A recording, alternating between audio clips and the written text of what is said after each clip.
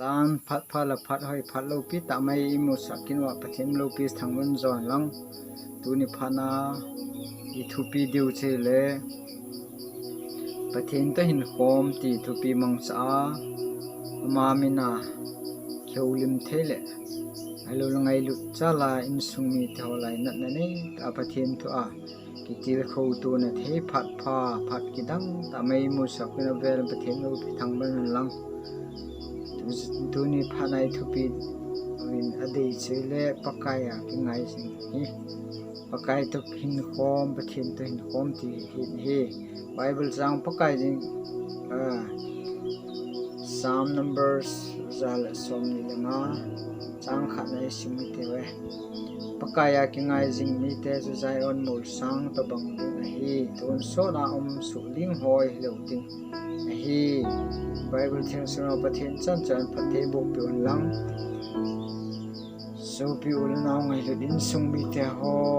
sung thim gil ta ngai tu pha ta hi ho vui pathin hing ta hi se chun le se chungai lung jin he so gen theina I thu jing lai ngai tu na gil tam ta hai alun jin le se chungai hin e hoi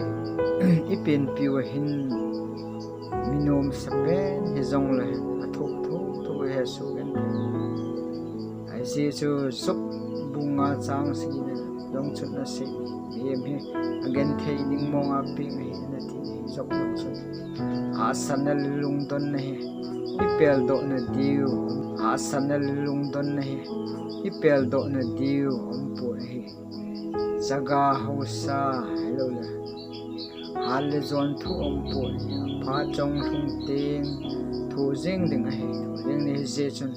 pathin to hin khom he poi mo hi thu thu pi mong cha yung khel naw lung thim gil ta ngai tu gil tan ge lu te pathin to hin khom mo chi ma zo se ma to hin na ki goi zop na anei ta chi uchun pom dan san na na thiam na hi je chun pakai da ki ngai jing ni hi pakaya ki ngai jing hi mi ma ki ngai sang na phazoi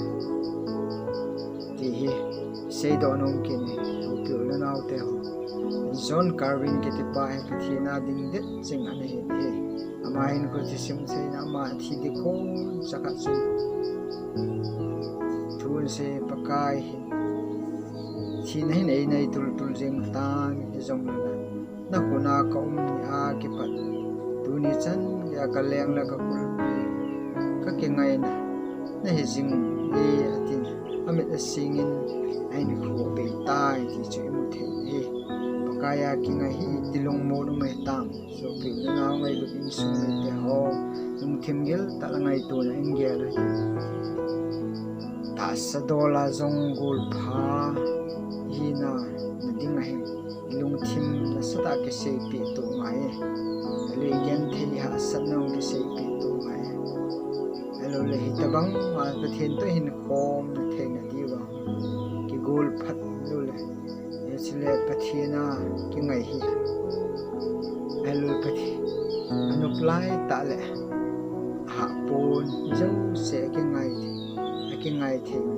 en la lungdan na khon te hong ji in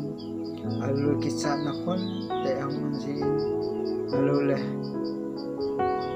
dip dap na ta se lung nat na khon te ang ni cha jang chu ki ngai the mi nu mi pa chu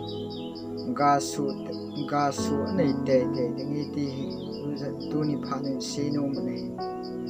jesun lu han thang tom ki khon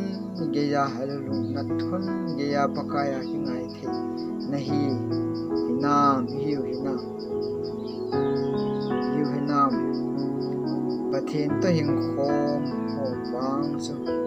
imazo syama ngan sewin alule alung hlai the ama alung hlai the ni pathin to hin khom ni su piu le naw ngai lu in su mi ta tu ni pha